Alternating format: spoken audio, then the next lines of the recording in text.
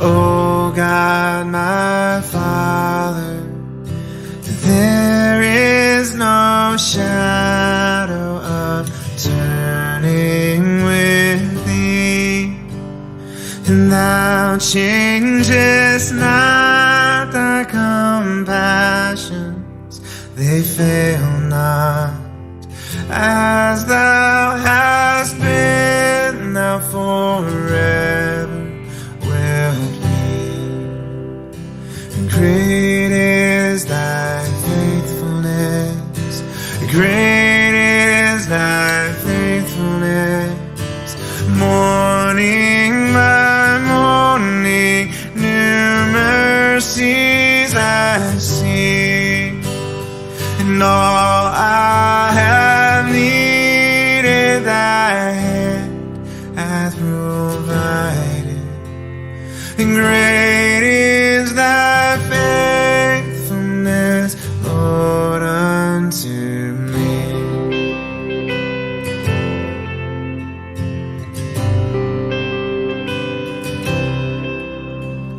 Summer and winter, springtime and harvest, the sun, moon, and stars in their courses above, and join with all nature in manifold witness to thy great faithfulness, mercy, and love.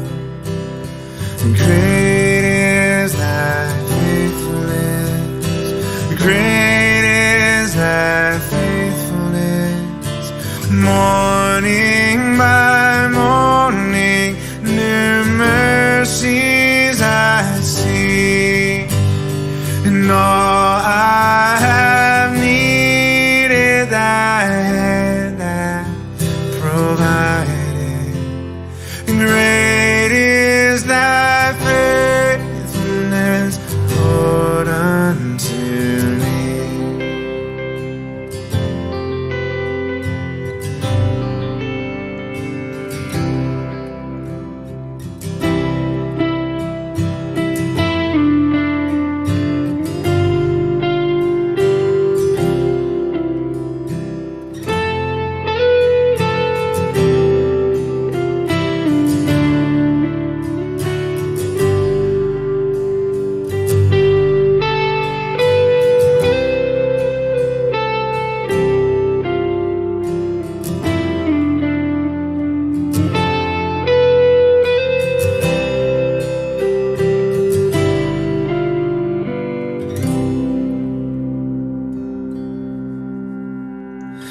Pardon for sin and a peace that endureth, thine own dear presence to cheer and to guide, strength for today and bright hope for tomorrow. Blessings all mine with 10,000 beside. And great is thy faithfulness, great is thy faithfulness. Morning by morning, new mercies I see, and all I have needed thy hand hath provided. Great is thy faithfulness, great is thy faithfulness, great is thy faithfulness, Lord, unto me. Muli po, isang magandang umaga sa ating lahat. So welcome back po sa ating prayer covenant dito sa ating simbahan ng San Pablo. Ang talata po natin ay matatagpuan sa Psalm chapter 51, verse 10 to 12. So ito po ang sinasabi, "Create in me a pure heart, O God, and renew a steadfast spirit within me. Do not cast me from your presence or take your Holy Spirit from me. Restore to me the joy of your salvation and grant me a willing spirit to sustain me." So blessed are we who have read and heard the word of our Lord this morning.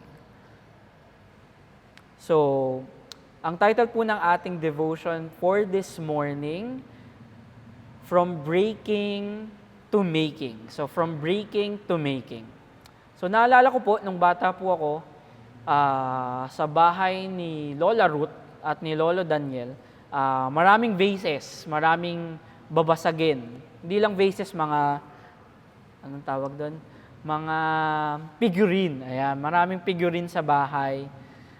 Dahil isa po akong napakalikot na bata, marami na po akong nabasag na figurine, nabasag na vase, nabasag na baso, at maraming babasagin pa, no, ang aking nabasag sa pamamahay namin noon.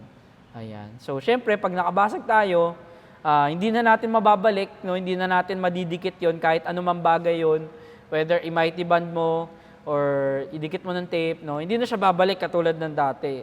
Sira na siya, no? Pero dun pala sa Japan, no, merong ginagawa yung mga Japanese people, ang tinatawag nila is kintsugi. Kintsugi. Yung kintsugi daw, pag may nabasag, especially mga flower vase or mga pottery, pag nabasag, ididikit pa rin nila using gold. So, parang yung liquid na mainit na gold, ibubuhos dun sa mga broken pieces, no? Tapos susubukan nilang idikit. So, parang yung gold, yun yung nagsisilbing mighty band o glue, no? Na ginagamit ng mga Japanese para ayusin yung mga potteries saka mga vases nila. So, doon, hindi na siya nabalik dati, no, broken pa rin siya, makikita mo pa rin yung cracks niya, pero maganda na siya. Mas nagmahal pa yung value niya kasi nalagyan ng ginto. So, parang ordinaryong baso, tapos nilagyan ng ginto para ordinaryong baso na basag, pinagdikit-dikit gamit yung liquid gold. So, mas mahal na siya ngayon, mas mataas na yung value niya, at mas maganda na siya compared before. No? So, sabi nga dito sa ating devotion, no, God loves to take aspects of our lives where we've been crushed and broken and to create something new and beautiful. So, sa verse natin, tsaka sa kintsugi ng mga Japanese, no, pareho sila na kinukuha yung broken pieces, no, para mas gawing bago, para mas maging maganda. So, ganun din sa buhay natin na sa dinami-dami ng pagsubok, sa dinami-dami ng problema na kinaharap natin before. So, nagbe-breakdown tayo no? Katulad nga sa trabaho, sa trabaho parang ang popular ngayon, breakdown saglit, tapos laban ulit. Ayan. So, hindi lang pala vases yung nagbe-breakdown. So, tayo ring mga tao, napapagod tayo, pinanghihinaan tayo ng loob. Pero again nga, dahil kasama natin ng Diyos, no, kahit broken down na tayo, no, siya yung kukuha sa atin, siya yung magmo-mold sa atin to make us new and better. Ayan.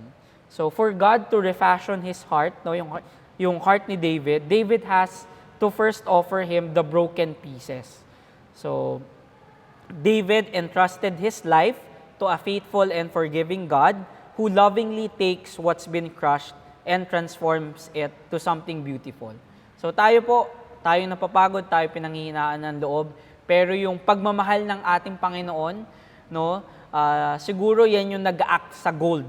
No, let's say tayo mga Christians, tayo yung vase na basag, tapos ang pagmamahal, ang pag-aruga, ang pagpapalakas ng Panginoon, yun yung liquid gold, no, na nagbabalik sa atin para maging whole uli tayo. So, if you find yourselves, no, ngayong umaga, ngayong araw, no, ngayong part, no, ngayong point ng buhay mo na feeling mo sira ka, feeling mo wala nang patutunguhan yung buhay mo, no? Nandyan yung Diyos, no? Nandyan ang ating Diyos para ibuo uli tayo, para mas maging better tayo kesa sa dati. At tayo po yung manalangin. Hallelujah, Lord. Nagpapasalamat po kami sa umagang binigay niyo sa amin. Salamat sa iyong banal na salita, Lord. Patuloy mo kaming ipaintindi sa amin, Panginoon, na kahit kami ay may problema, kahit feeling namin, Lord, kami ay sirang-sira na, Panginoon, alam namin na nandyan ka, patuloy na nagpapalakas sa amin, patuloy na gumagabay, at kahit broken kami, Panginoon, lagi kaming whole, lagi kaming mabubuo dahil sa pagmamahal at dahil sa presensya mo, Panginoon. At sa aming pansamantarang paghiwa-hiwalay ngayong umaga, Lord, ikaw ang magsilbing gabay, ikaw ang magsilbing protection sa amin habang patuloy kaming naglilingkod para sa inyo. Ito lang, samot dalangin sa pangalan ni Jesus. Amen.